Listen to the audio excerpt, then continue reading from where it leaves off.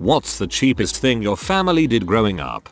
My dad and I would play hit the log with the rock. We played it a few times a week when he got home from work and I loved it. I would get home from school before him and gather about 30-50 good rocks for throwing. Little did I know, Dad was stressed at work with very little money and that was what he came up with to play a few evenings a week. My dad was embarrassed by this game and some of his homemade toys, although I look very fondly on these memories. There's no job application or interview for being a father, but sometimes the right people find the job anyways. You know those horses outside the supermarket you paid a quarter to make it rock back and forth? My dad used to just put us on them and shake it by hand. They were always broken when I was a kid. My dad wasn't happy with the service at our local hospital when I was born, so when my mom became pregnant with my younger brother in 1978, he went to the library, he took out some books on midwifery, and delivered John in their bedroom. I was 8 years old and it seemed reasonable to me at the time. He did it again in 1983 when Teddy was born. The morning after Teddy was born, my mom handed me a bulging garbage bag and said, "Mark, take this out to the garbage. Make sure you get it in the can with the lid on tight. It has my placenta in it. I don't want the dogs getting into it." My grandfather saved all his old glass eyes. He had one due to a war injury. It had to be replaced every couple of years. He saved them so we wouldn't use expensive charcoal to create the eyes on snowmen.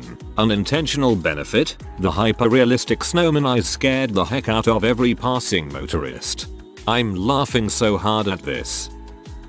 My dad would bring cheese slices in his pocket to fast food places because our coupons were for hamburgers, not cheeseburgers.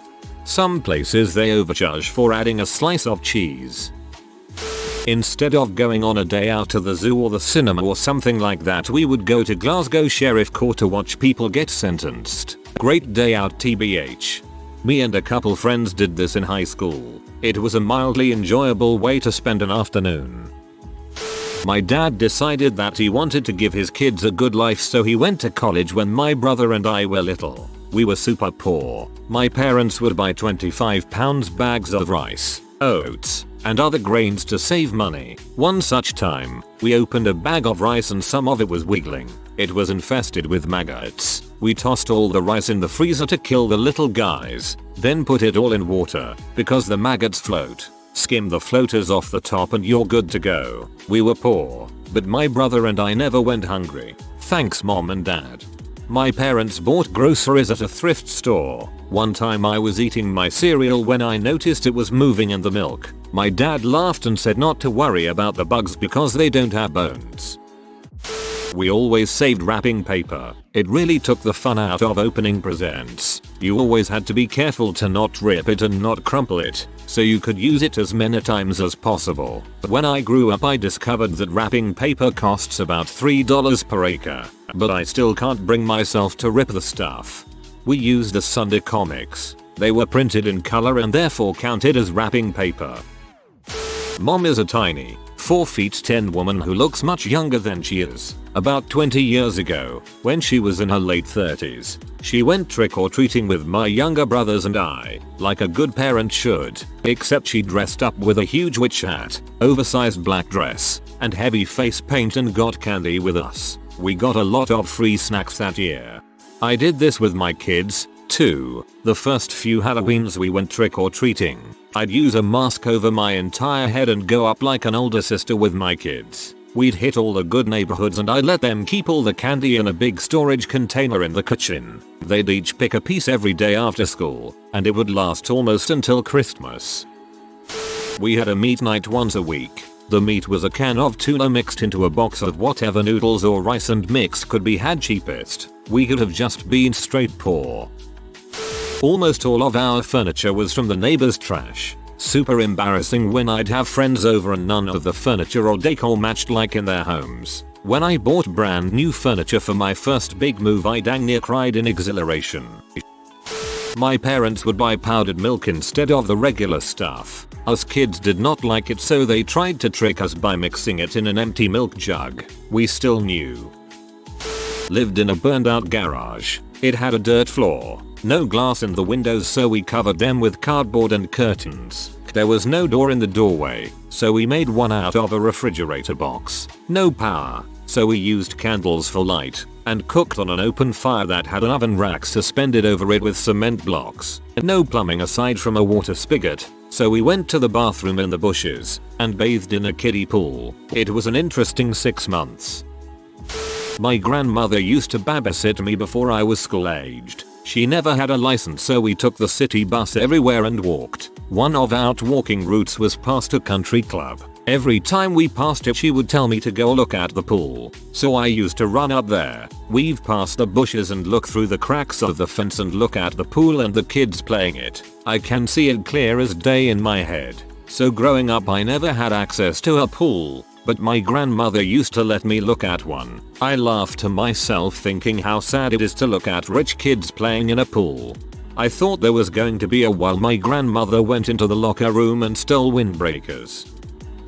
Lots and lots of food boxes, plus dumpster diving. Dumpster diving actually gave us way more than people would think. Like my mom would dumpster dive the nicer florists in the upper income part of town around Valentine's Day, and they would throw out full bouquets of roses if they were there more than a few days, well before they wilted. So she would grab some cheapo vases from Goodwill and get some ribbons and make some nice looking bouquet vases for half or less of the cost at a florist. She actually brought in tons of extra income that way. There was also a used books games store that would throw away old electronics that would sit too long or games that they had in excess. Numerous times we'd go behind their store and find boxes full of old games for current gen systems. Once even a newish looking monitor. We traded a lot of the stuff back to the other locations they had. I've totally eaten dumpster dived food too.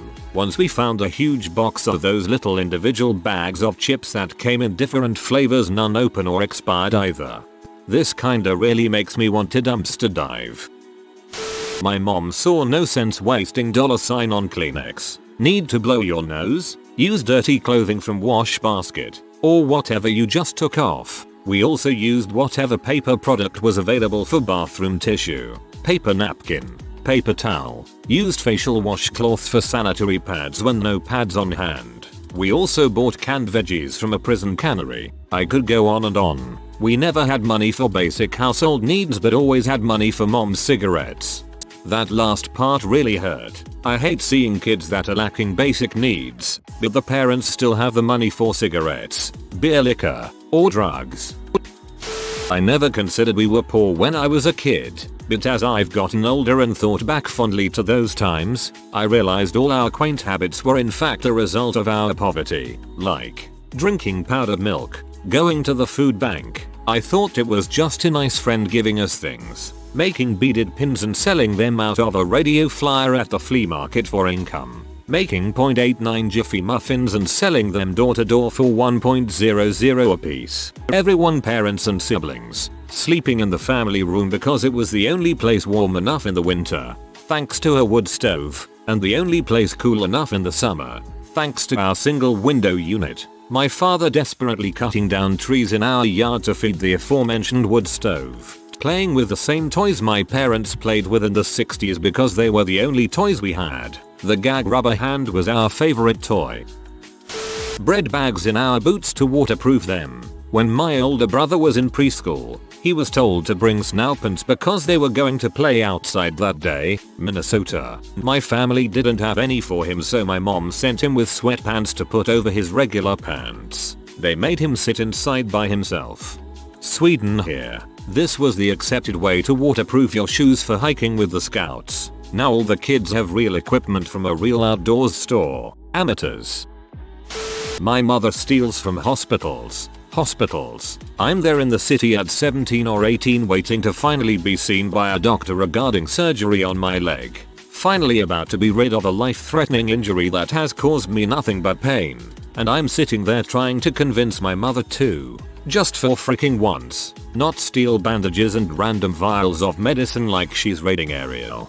You're not alone. My son's dad does the same thing. Anytime we go to a doctor's office or hospital, he raids the cupboards for medical supplies. Not medicine luckily, but gloves, gauze, etc. It is horribly embarrassing, and I dread the day he gets caught and I have to explain his bizarre rummaging to an angry doctor. He's a redditor too. So here's to calling you out, you thieving hoarder. We lived under a bridge. My mother was an addict, and despite my father trying his best, he got laid off, and we didn't have any savings. I was too young to understand and even thought it was cool because I didn't know anyone else who lived outside. My dad would scrape together what he could and feed my sister and I without eating himself, claiming he wasn't hungry. Life was strange growing up. We ended up living with my grandma for a while after a week and a half on the street, claiming he wasn't hungry. This always brings on the onions for me when I hear about poor parents. Being hungry makes me feel wretched, but I can imagine having enough food for the kids and not me, and having no choice but to do it. But yeah, don't let them know because kids are sweet and they'd want to give you some. My dad never ate when mom and I did. He'd sit at the table with us, but he always had stomach trouble that didn't seem to clear up until we had finished our meals. Then, if there was food left, he'd say, well, I guess I should try to eat something. If there wasn't anything left, he'd say that he just didn't feel like his stomach could handle anything. I didn't realize until I was an adult that he was waiting to be sure that my mom and I had enough to eat before feeding himself, and that he went to bed hungry on more than one occasion. It didn't occur to me what he was doing, because his mother, younger sister and younger brother confirmed that he'd done this since he was around 10. He went hungry as a kid, to make sure that they didn't. Nowadays, even the simplest meal at his house looks like a Thanksgiving feast for an army, but he always fills his plate last and never takes a second helping until everyone else has finished. Your dad is a really good person. Growing up, there were 4 of us kids and our parents would rotate kid of the day, and on Fridays wherever was kid of the day got to pick where we went to dinner. My stepfather would distract us in the basement while my mom did dinner based off the restaurant that was picked. Then when she was done, she'd come downstairs and we'd all go for a ride around block, then come right back home to the restaurant. That was our going out to eat as children. Hahaha, we did something similar for my mom. My dad would let us pick the restaurant and make up a menu, then he would cook stuff based on our suggestions. Then my brothers and I would be the staff. We were little shoots though, so we made up gross menu items, usually based on roadkill. My mom would put a large plastic bag in her purse when we went to Chinese buffets. She'd put multiple of the same items on her plate and put some of each in the bag. She'd keep going until the bag was full. Chinese for lunch for like a week afterwards. My family has 4 kids, 3 of whom are boys who look very much the same. So during family vacations we would only allow 1 boy to go into the hotel at check-in, lest they knew we were breaking the 4 occupants per room rule. Either the hotel staff didn't notice or didn't care. I am betting that. Or maybe my parents just thought of it as a great way to keep 2 of the 4 kids very well behaved while checking in lest we ruin the family vacation. I guess I never knew my grandmother also did this. I just knew that we always had to wait in the car while she was checking in. She would also bring pastries and juice back to the room for us in the mornings. I doubt I saw a hotel lobby until I was 12. I never really knew how close the financial situation was when I was growing up. My mom did a really good job of being a single mom on a budget. I had bread bags in my boots, powdered milk in my milk, gobbets rather than Transformers, and figures from the black hole rather than Star Wars. I was fed, loved, and happy, and I've let her know that I think she did a good job. My mom once gave me a plastic pasta strainer from Walmart for my 12th birthday. We were really poor at the time. She wasn't just like a terrible person. She also refused to buy paper towels and tissues cause they were too expensive, so we used a lot of toilet paper. My mom once gave me a power strip for Christmas cause she didn't have money but still wanted to give me a present. It still works great. Thanks, Mom. A family outing consisted of going for a drive. We would all pile into the family car, and my dad would drive to some place we hadn't been before to look around. We didn't stop for food or to shop. Mom would pack some snacks and drinks. That just sounds like a road trip.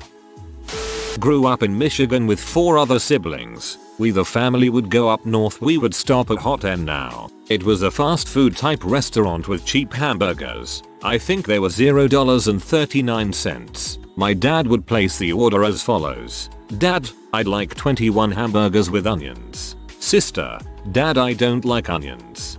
Dad, tough crap. Dad, sorry about that. I'd like 21 hamburgers with onions. 2 large fries, and 1 large Coke with light ice. He hated it when they would fill half the cup with ice. Mind you, this was for 7 people. That pop would go around the Suburban exactly 1 time before it was empty, and you got exactly 1.3 seconds to take the biggest drink you could, because it wasn't coming back around again. The rest of the 3-hour ride was the waiting game on who the unlucky soul was that had to tell my father they had to pee. Dad, I have to pee. God dang it, we were making record time. Can't you hold it? Every single one of us had to pee. Sounds like an episode of Malcolm in the Middle. Fried potato peels. It's actually a really tasty snack. Also, gathering the last pieces of soap left in the bathroom, press them together and have a multicolored bar of Frankensoap. I loved Frankensoap. My grandparents always had it and I thought it was so cool. I didn't understand that it was because they were very poor. I thought it was special. As a family, we would all pile into the family van and go see Grandma on Vancouver Island. You need to take a ferry and pay per person to do so. So as a family with 4 kids, my parents used this trick. 2 of us kids would hide under a blanket in the back of the van, and then my dad would just say 2 adult tickets and 2 kids. This would save us about $50 each round trip. We had a large garden, and most of our meals came from that. Mom also had some grapes, so she canned grape juice. It was mainly water, and some grapes floating in the top. When you poured, you used the canning lid to hold the grapes in. 1 night a week our meal was stuff, which was crackers, lunch meat, some grapes or apples, and some sliced cheese. My mom was the queen of the free day. If somewhere was having a day where it was free to get in, we were there. On days when there was nothing free to do, we went to watch the planes take off, feed he ducks, or walk by the creek. She couldn't stand to have me sitting in the house doing nothing all day, and it's a major pet peeve of hers seeing my friends do it with their kids now. Grew up poor. Oh, so many. I wanted a bicycle, but that wasn't going to happen. My sister offered me hers because she didn't ride much, but it was a girl's bike. My father got a wooden dowel and attached it to the frame with some hose clamps, then painted it blue. Now I had a boy's bike. None of my friends seemed to care. My mother was big on patching stitching clothes. If I blew out a knee in my denim jeans, she'd put a patch on both knees so they matched and I didn't look so poor. My father always waited till Christmas Eve to buy a tree because that's when you get the best deals from desperate tree dealers. My grammar school class auctioned off the class Christmas tree on the Friday before Christmas and I won. It was big and heavy, so I dragged it home behind me, leaving a horrid trail of loose needles and tinsel. Once home, my father was thrilled. He fluffed it up as best he could and we tossed on extra tinsel to hide the bare spots. If I think about it, I'm sure I could come up with more.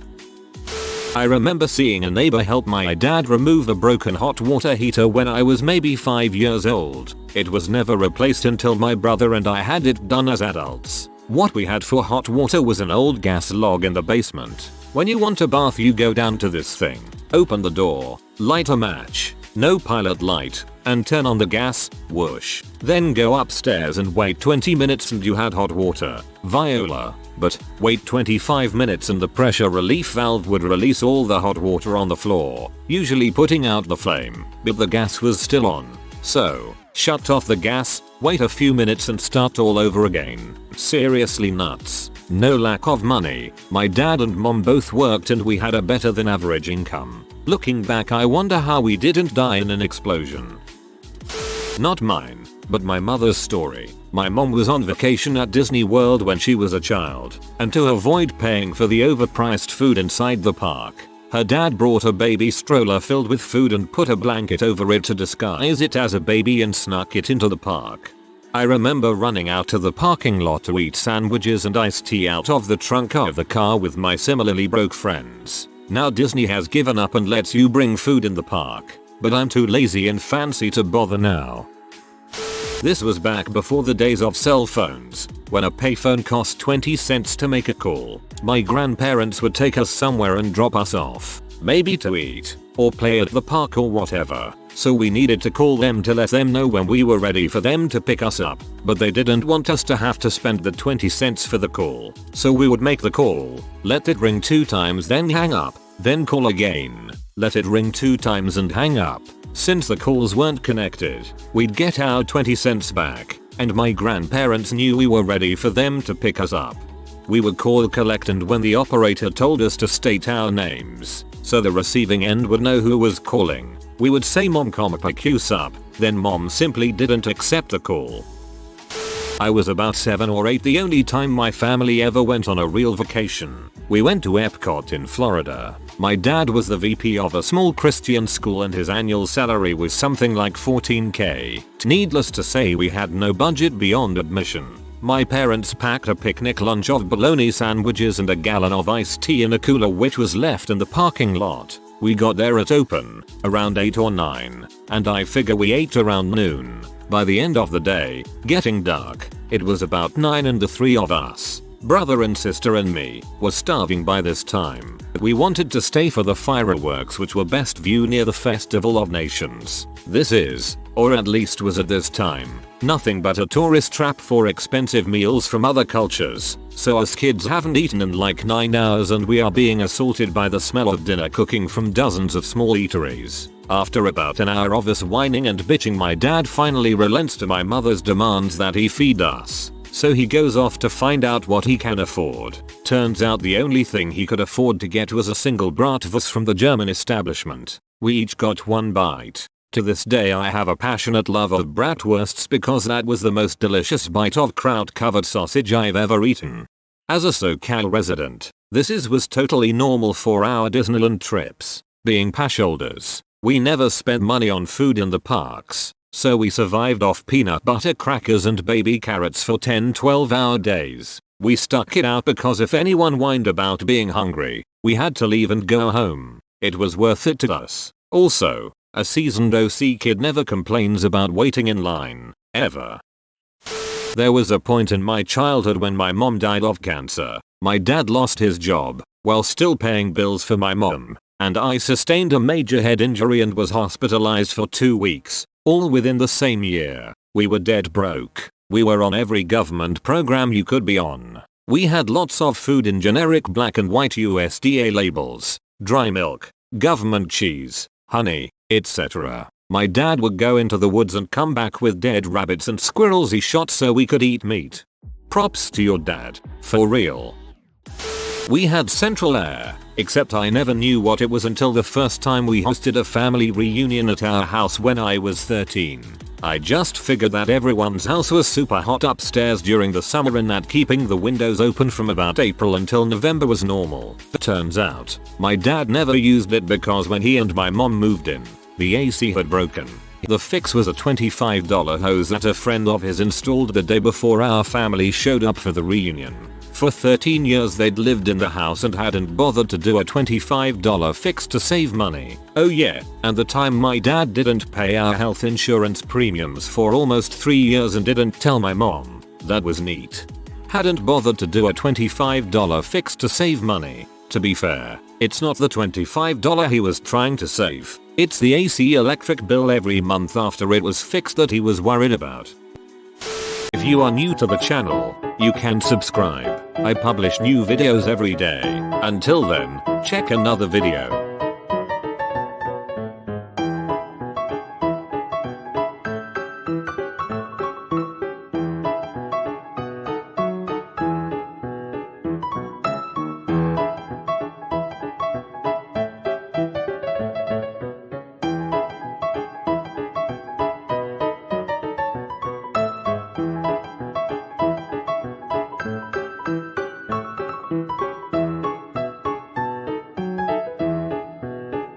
Bye for now.